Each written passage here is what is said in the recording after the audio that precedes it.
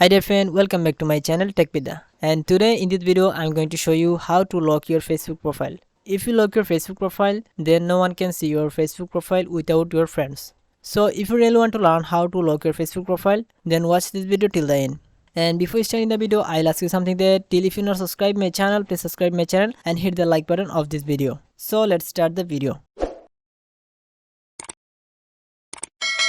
Okay, first of all I'm going to open my Facebook. One thing remember, if you want to lock your Facebook account, then first of all you need to turn off your Facebook professional mode, then you will able to lock your Facebook account easily. Now if I go to my profile, as you can see my profile is in professional mode.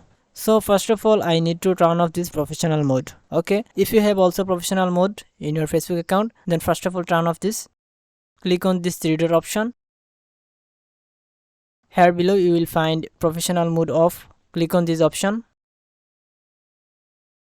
then tap on continue, and after that click on turn off. Okay, just close it, get back from here, refresh this page.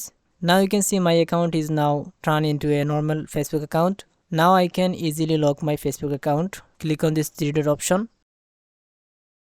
then here you will find lock profile. Click on this option. Now here below click on lock your profile.